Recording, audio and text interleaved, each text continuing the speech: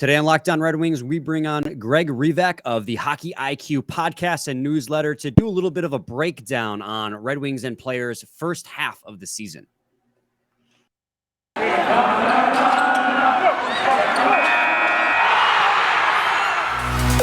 You're Locked On Red Wings, your daily podcast on the Detroit Red Wings, part of the Locked On Podcast Network, your team every day.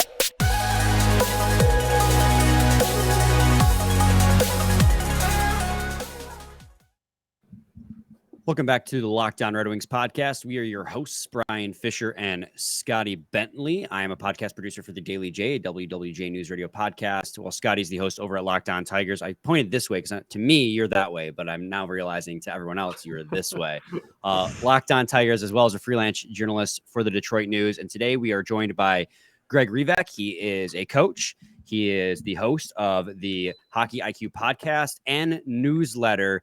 And it's the first time you've ever been on to talk with us, Greg. We've kind of been back and forth a couple times now about talking about getting you on. And then this last week, you hit me up and it was like, oh, yeah, perfect timing with the All-Star break coming up to finally get you on. And with it being the halfway marker of the season, man, it's just a perfect opportunity to bring you in to kind of get a more in-depth breakdown on certain players and how they're performing and if they're underperforming as well. Before we get to any of that, how are you? I'm doing well. As a wealth advisor in my normal life, let me tell you, it's quite busy.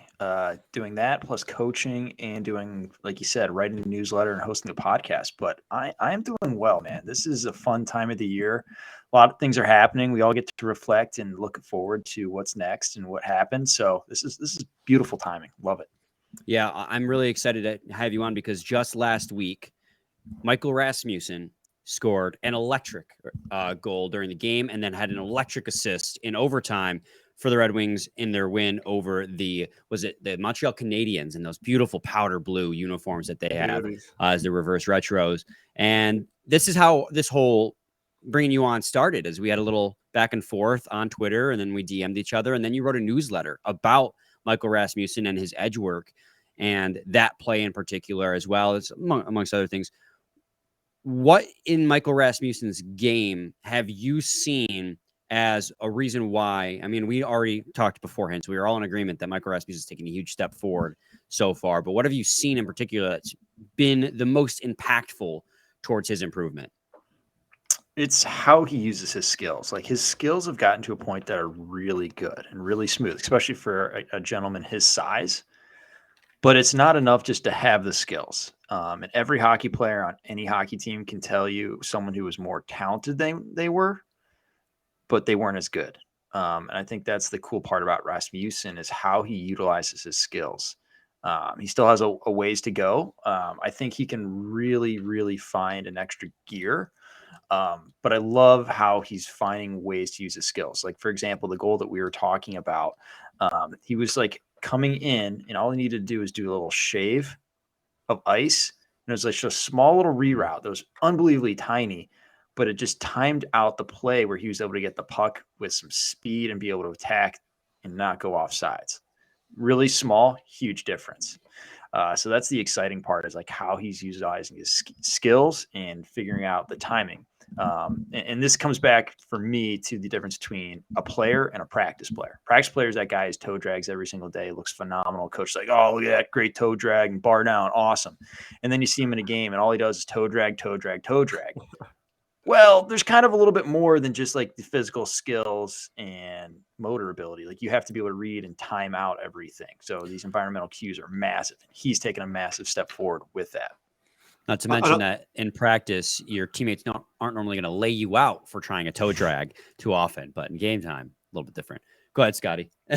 Well, I think another thing that we've talked about a lot on this show within his development throughout this season has been the utilization of his size. Like, that was something that early on, like, he was just viewed as like this really big dude, and that's why he went in the first round, and everybody had expectations of like what he could become. And I think this season, I guess dating back, starting really in the second half of last season, but we've seen it a lot this year too, just how much more, like, honestly, just like comfortable he looks on the ice. And so I just wanted to highlight that and get your thoughts on that. Like, what just with how he utilizes how big he is out there on the forward line. Like, how is that helping his development as well? Yeah, and it's with big guys, it's tough because you're almost like a tree and everyone has to operate around you. So you don't have to maybe see some of the little details and the nuances. But then you get guys like Tage Thompson where they take that step forward and they start thinking like a smaller guy and they're getting lower, they're getting underneath guys, or they're at least focusing on body positioning first and boxing out and utilizing the skills. So I wouldn't say he's a Tage Thompson. That guy's a bit of a freak, but maybe a third line Tage Thompson and how he's starting to utilize his skills and his assets. Another thing I noticed too, especially with Rasmussen, is his speed has gotten. I feel like he's so much faster this season than he was last year. I don't know if that's just because of, like you say, he's much better at taking environmental cues and getting into space to utilize his speed. But when it comes to at this point in somebody's career, and he's still young, but he's a professional.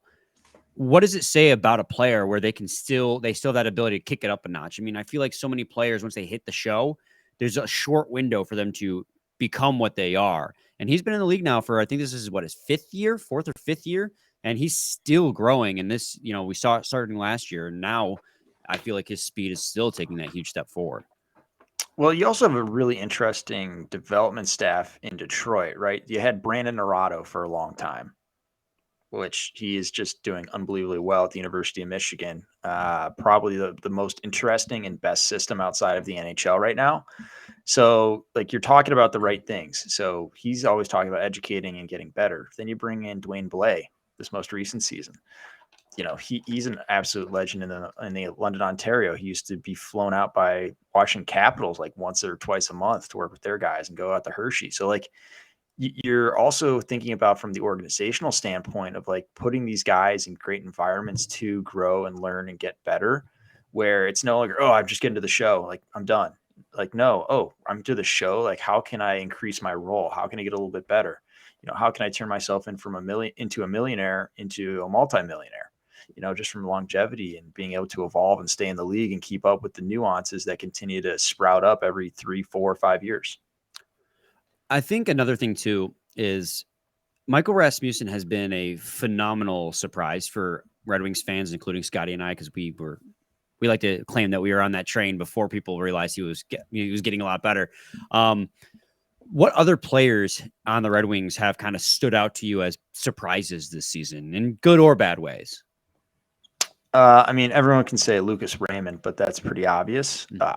For me, Jonatan Berggren is like the most interesting player in the NHL right now. Like, I think he's doing things that you're going to see some of like the superstars copy. Like, I've talked to some guys in the NHL, and they're not looking at this kid. Like, the way he routes himself around the ice, the areas he finds himself are really interesting, and how he goes about his business is super interesting. It's not just the production that you kind of see, or just, like half his goals, he's just like, oh, I got lucky. Look at this puck. Haha, it found me. But luck is residue of design, and the way that he goes about his game just spews, I'm going to get lucky constantly. Raymond, man, like that's one that early on this season, I think a lot of the fan base was, I guess him and Cider, if we want to have that conversation too. A lot of people in the fan base were kind of like sophomore slump was like the hitter word, right? Like the key word that everyone talked about was like, oh, like that's, whatever. And Raymond has definitely picked up the production a lot. And honestly, both of them in the last like 2 or 3 weeks have picked up the production a lot. But that was I don't want to say a worry, but like that was something that a lot of people talked about early on. And I guess my question is, like, is it because of those, I don't know, even mid-game or game-to-game adjustments like for him that caused the spike in production, in the not midway, but close to, like, later on in the season? Or is it just like his style of play is going to lead to some hot streaks and some cold streaks? Like, what do you think you can attribute to that? I mean, just getting some consistent time with line mates. I feel like Bertuzzi was out for quite some time, and it may not seem like a lot, but he does a lot of the dirty work. Sometimes guys need to be in good spots with good line mates, and helps it out. A ton. I mean, I think was it Cider just got rid of his defensive partner and found a new one, and it's been a lot better since then. Which we like, can talk about in segment 2 for sure. Yeah, so like that. I mean, there's that component to it. It's not just on the player; it's also the environment a player's in. Like, for my own game, I was 160 pounds and 5'10". Let me tell you, I did a lot better when I had a guy who was 6'4", 220 on my wing compared to other guys that were 5'9", 140. So there's a lot of environmental factors that play into it, not just your skill set alone. And the NHL is not an easy league as you can expect. So that's going to be massive. But Lucas Raymond is class, and class never fades. Form is temporary, but class is forever. All right, so we'll take a quick break, and when we come back, we'll get back into interviewing Greg Revak of the Hockey IQ podcast and newsletter. But first, I got to talk to you guys today about FanDuel. This year, the only app you need at your Super Bowl party is FanDuel, America's #1 sports book. We're really excited about our new sports betting partner for Locked On because they're the #1 sports book in America, FanDuel. And if you're new to FanDuel, that's even better. They have so many great features that make betting on sports fun and easy. Download FanDuel now so you can bet Super Bowl 57 with a no-sweat first bet. You'll get up to $3,000 back in bonus bets if your first bet doesn't win.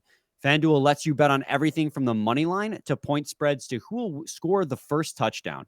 The FanDuel Sportsbook app is safe, secure, and super easy to use. Best of all, you can get paid your winnings instantly. So join FanDuel today at FanDuel.com/lockdown to claim your first no-sweat first bet on Super Bowl 57. That's FanDuel.com/lockdown. Make every moment more with FanDuel, the official sportsbook partner of the NFL. Segment 2, Locked On Red Wings podcast. We are joined by Greg Revak, the host of the Hockey IQ podcast and the writer of its newsletter by the same name. And we're talking Lucas Raymond. And I'm sorry, Greg, I'm sure you want to talk about other guys, but you said something really interesting back when I asked you who was the biggest surprise, either positively or negatively. And then you just said Lucas Raymond. And I'm assuming at this point he's a good surprise, because Scotty pointed out early in the season there were talks, even from us a little bit, that he may be having a sophomore slump. So are you in camp he's a good surprise then? I'm a man of details. I mean, that's the whole newsletter and podcast thing, is like, how can we do things better? And, it's all in the details, and the details add up. Watch his game closely, and he keeps adding little nuances, little flavors to it that push the play forward. While it may take a step back from other things that you traditionally be like, oh yeah, that's great. But I think Bill Walsh was the guy who wrote a book. It's called, like, The Score Takes Care of Itself. And if you just focus on the process, eventually the score takes care of itself. Like the law of large numbers, you're doing the right things. Eventually you're going to get, have it pay off for you. So that's kind of like the Raymond thing for me, is like, I see new nuances into his game that allow you to have a B game, a C game, even a D level game, where no matter what the opposition has, you're going to slowly but surely have an answer for it. And if you even look at Patrick Kane when he started in the league, similar trajectory here. Obviously that's high praise. We'll see if he can actually hit it, but like, you're just adding layers and nuances. Like Patrick Kane is now like the king of the delay game. You go back to juniors, he did not have a delay game. I promise you, if you go back and watch his first through third year, you can see the evolution and how he added the nuances into his game as it went along. And I find Lucas Raymond's kind of doing similar things. I want to, unless you have anything else on Raymond, Brian, I think I want to kind of transition over into Cider too. We talked about a little bit before the break, and that was, again, like in a similar breath, like somebody that a lot of people in the fan base were like, oh, like the production hasn't really been there in the first like 20, 30 games of the season. And then, as you pointed out before the break, he had a new like defensive pairing mate, and all of a sudden the production kind of took a big step forward, and obviously switched out Sherratt, who he was with for the first however many 25, 30 games, and then it's been Jake Walman recently. So I just want to get your opinion, whether it's on this season specifically or his career as a whole, and just kind of riff about Cider for a little bit. Yeah, well, let's start with this year and the defensive partner switch. Like, massive difference with defensive partners. Like with a line, you at least have one or two guys you can work off. Like if one guy sucks and it doesn't play into your strengths, maybe you still have another guy. The defensive pair, it's a 1-for-1. Like it's either going to work or it's not going to work. And you think about how you can get pucks. If a guy's going glass and out or doesn't have the vision or the ability to make a lot of plays, like, are you really going to jump up into spaces that are going to allow you to have success, especially if you're looking at production numbers? All of that. Like there was a great play Cider had. I forget, it was probably 3 or 4 games ago where he made a dish D partner. Like, so he was like going back and he just wheeled up and Wallman just split the forward checkers with the pass and he's going up far side. I'm like, that's the difference right there. He's having the ability to put himself into spots that he normally wouldn't do because he's not trusting his defensive partner or that guy can't make the play. So, I need to position myself in case, this puck goes up and out and I need to gap up and defend again. So you're finding yourself being put in different spots, different situations. How are you getting the puck? Like all of these things matter and they all add up into your success.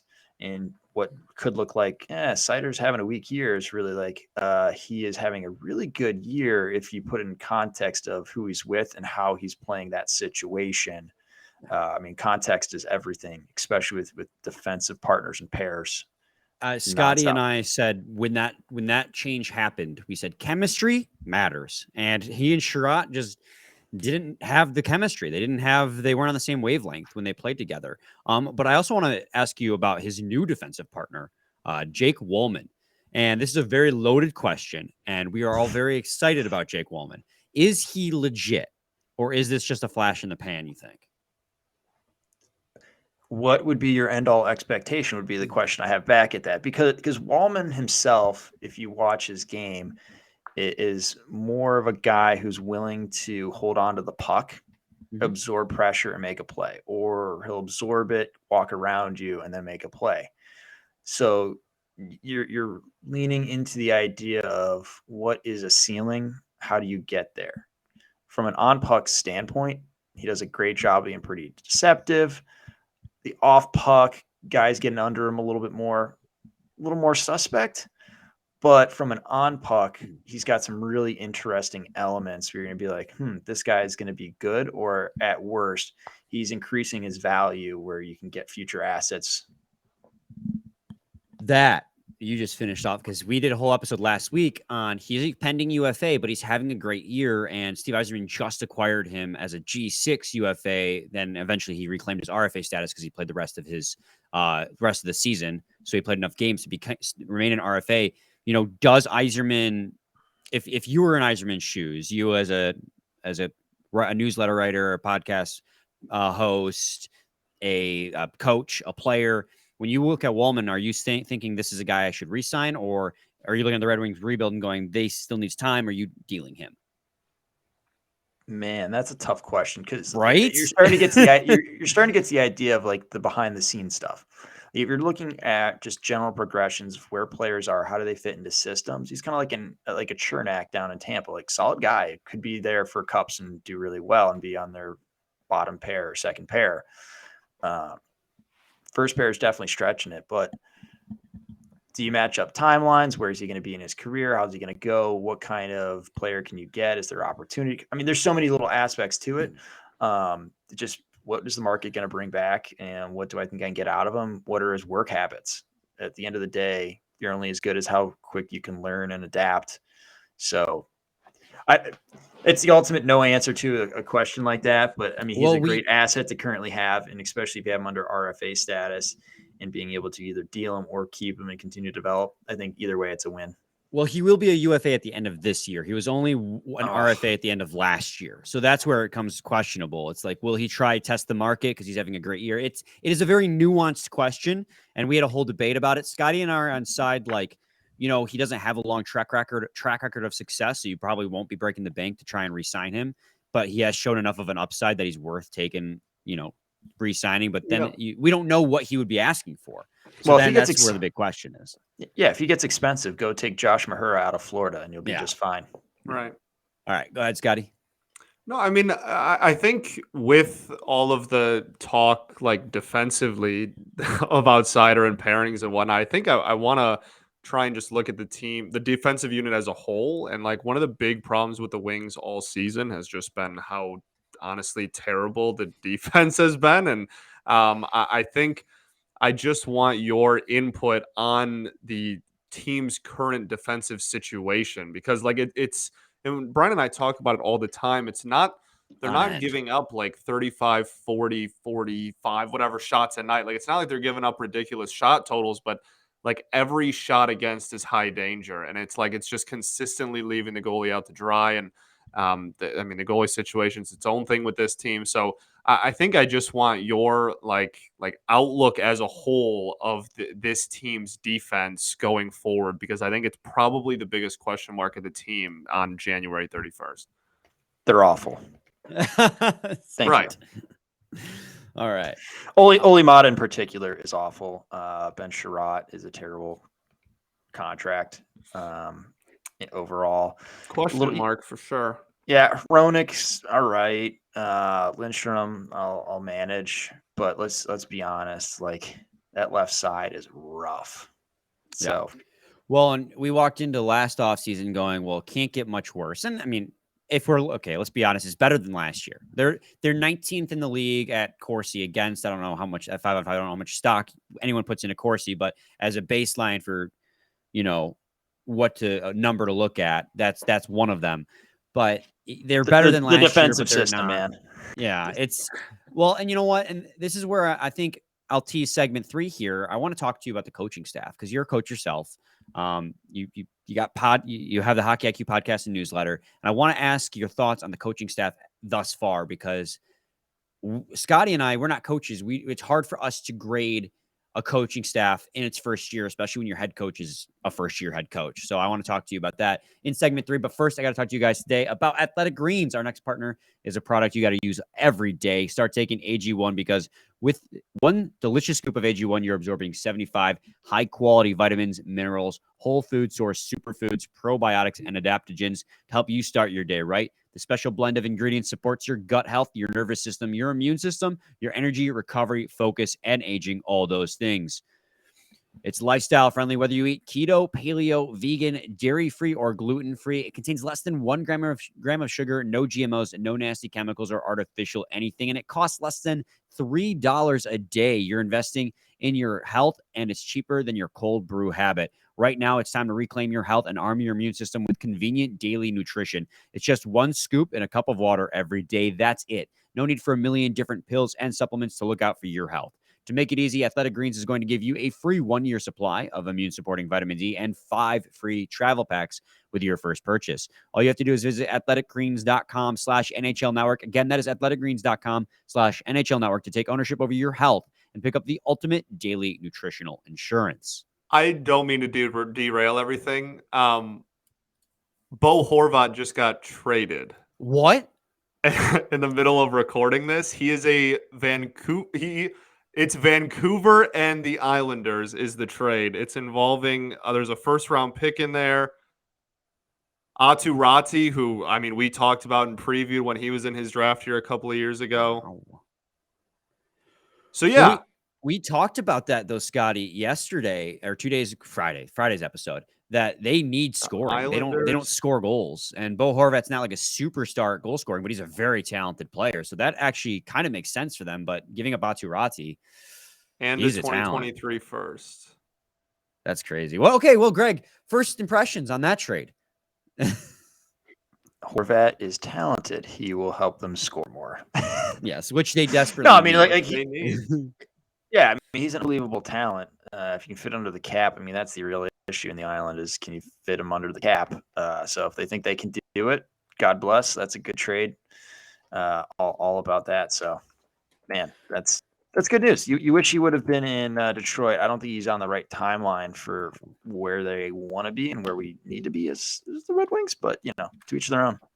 Also, given that return like that, like you just said, like we're at a point in the rebuild where I'm not sure we are really in the business of giving up first round picks and highly regarded prospects. I think those are things that we're probably still looking to hold on to. A team like the Islanders who has their core and are struggling mightily to get into the playoffs is probably willing to make that trade. Correct. All right, back to the Red Wings though. the Derek Lalonde is in his first year. Granted, he does have Bob Bugner, who is his assistant coach, who has had coaching experience amongst Alex Tanguay and others. When you look at what the Red Wings are going through this season, and, despite the struggles they've had lately, the 5-on-5s not clicking, the power play and penalty kill are lower half of the league. They are on pace for almost, I think, 10 or 11 more points than last season to hit that over-under of 85. And that's a huge improvement from last year. But it doesn't necessarily feel like it night in and night out. What have you seen from this team on the ice that you could attribute to the coaching staff's successes or failures? Well, the system, I mean, it's almost the same as from Tampa, right? He didn't change much. Yeah. So it's just kind of copying the blueprint, cut the top type stuff. We're trying to force harder passes. So I think they've done an overall nice job. You're seeing players take steps forward in their development. There's nothing that screams like, man, this is a terrible coaching staff or they're getting in the way of their players. There's so much nuance in the game other than the big, how do they play things? Then it's just how do they develop actual talent? I live in Columbus, so let me tell you, I have very little confidence in the development staff here to actually develop, as been shown in a lot of players that have come through here. I would have put Cole Sillinger in the AHL by now. And now we're seeing Fisher's literally losing his hair over there on uncalled for, but okay. How terrible this is. It's just terrible. No, you're right. That's correct. But the Red Wings actually have a process. They call it the Yzer plan all day long, but honestly, it's a full organization buy-in. You can feel even when Sean Horkoff talks about it, we're not rushing anyone here. Everyone knows the row that they're in, the seat they should be in, and executing on it. So for me, just understanding where you are as a staff, as a group of players that you're needing to develop, I think they're doing a nice job. You're not seeing anyone rushed in the roles they're not ready for yet. They're slowly giving guys opportunities in different spots. And for me, I absolutely love Berggren and how he's been eased in the lineup. He started in, but they weren't easing him into the second power play. And you're immediately, boom, you're going to be good at this rather than start on the fourth line and work your way up. So I got to say, I feel like they've done a pretty nice job. Nice. One of the big thing, I mean, we talk about, the Yzer plan and the current system and all that. Within this fan base, I think people are starting to get less and less patient with everything. And you said, the front office and the organization as a whole is in a we're not rushing anybody mindset, but pressure will continue to rise, obviously, because that's just how fans work. And I guess my point is just when is not ultimatum, at what date is it too long, but what step next year do you think is needed for, or maybe do you expect is honestly the better question. What do you expect this organization to accomplish next season and I guess going forward? I don't think you're one player away, right? There's for sure no way how you're going to jump someone in, right? So you're thinking about expectations. You'd like to be in a playoff hunt of some capacity where you're really fighting for something. But realistically, it's probably another 2 years before you're truly getting to a point where you're feeling the heat of okay, we have the horses. It's time to let them free. So it's a matter of what is the missing piece? How do you go about it? Are you shipping out first rounders? You're definitely not at this point, right? Because you're not feeling we're just on the cusp of boom, we're there. Right. So for me, realistic expectations saying, okay, we're going to take another step. We're going to be a little more competitive. But we're not ready to sell the team away, the future of the team away. Let's continue to build where we're going to have a long stretch of time where we've built up the prospect pool. We've got depth through the organization where if we need to go acquire someone today, we've got the young assets to do so. So I think it's similar to Tampa. You look at what they did is they traded a lot of young players away. Eventually, when they started hitting that window where you're okay, it's time to go. But first, you got to build up the depth so you can make those moves and those trades, and that's most important. I want to get back to the players. we talked about some of your biggest surprises or guys that you really liked. Who do you think on the Red Wings roster is the biggest, I won't say a disappointment, but biggest underachiever, underperformer as of right now, halfway through the season? Well, for me, on any team that he's on, Oli Mata, just he's not an. I don't know. I watch him and I'm like, I don't think he's an NHLer right now. Like this is rough. But he's an easy beating. Beat a dead horse on that one.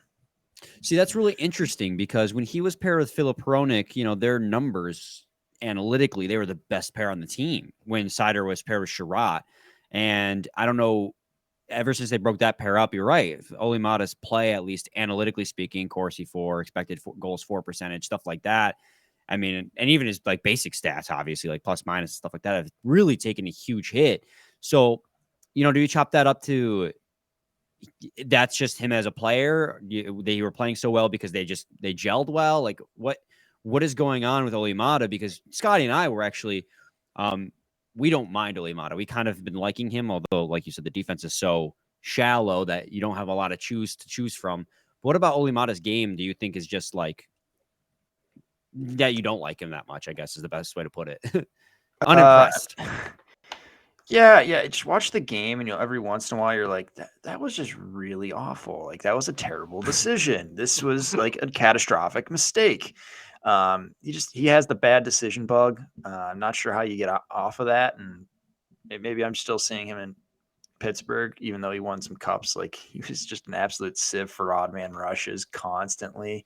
Like teams are targeting him on his side. Cause like the other guy's much better. I'm going to go this direction on the dump in, or I'm going to locate a puck over there. So I just don't see any upside there. Any value you think you can get out of him, good. But he's, for me, an AHL type guy, or maybe try your luck over in Europe. It's just really, for me, it's just kind of like a fill-in guy waiting. And you think like every team, I feel like, sees him as the first round pick that he was. And it's like, no, not at all. Like you arrived early in the league and you always struggled. Scotty, you got anything else? I don't think so. I do have one more question then on Tyler Bertuzzi, who has been injured 3 times this season, broke both of his hands. And he just came off a day-to-day injury. I think it was hamstring, groin, something along those lines. They never actually tell you. But he production-wise hasn't been there in the 17 games he has played. And it feels like, and Scotty and I talked about this last night, it feels as if he is trying too hard to replicate his success rather than just let it coming to him naturally by playing his game. What have you seen from Tyler Bertuzzi? And granted, his limited playing time this season, where it's just not clicking on the stat sheet. He's a good habits in the right spot type thing, but he really doesn't have the high end talent to really run with like a Dylan Larkin type. But he does all the right things. He's kind of like a Gus Nyquist type. Like you see him, he's going to the right spots. He's making it a little easier on his teammates, but him personally being able to produce points, maybe he's a little bit more of a stretch, but like he'll be the guy in the corner getting the puck. Then it goes D to D down the wall and then to the middle for a goal. And it's like, oh, he's kind of the 5th guy to touch the puck, but he started the whole play himself. So for me, it's kind of like he's that digger, good grinder on a third line. The fact that you got to push him up to a first line obviously shows you're probably not a contender. But overall, I mean, like he's an effective player out there, getting things done, moving the play along. You would think in a huge market like Toronto, he'd be like the thankless hero. So I feel like that's where he should be. That's his rightful place on a championship team. But you can't say that too loudly. You cannot say that too loudly. I know podcast, Greg. It's rough. It's rough. Our YouTube commenters will come after you saying that he needs to go to Toronto.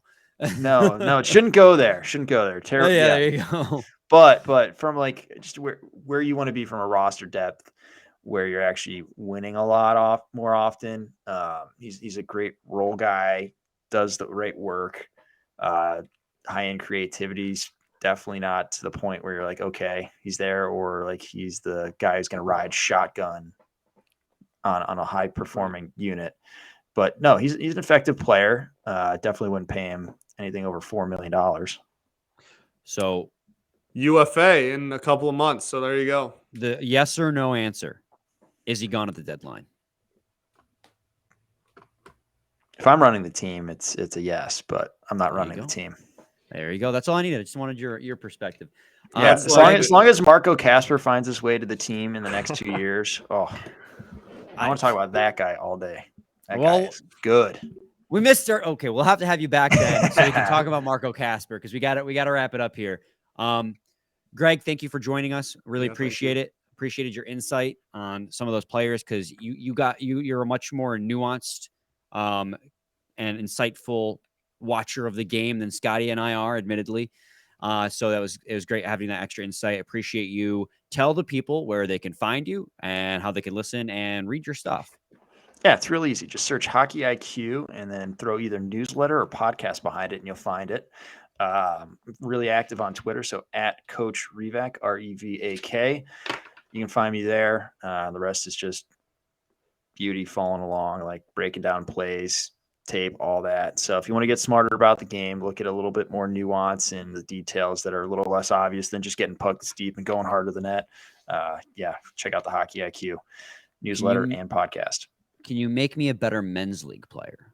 Absolutely. Okay, so if you go adult so league, what Brian's not telling you is that he has a chronic shoulder injury where if he's touched, it's going to pop out of its socket. I literally dislocated it on Tuesday. Now that you know that, is the answer still yes? Absolutely. I actually, it was like one of my first pieces. It was adult league, score more, suck less. So if you look up score that's more, what I need. suck less, adult league, it'll come up on Google.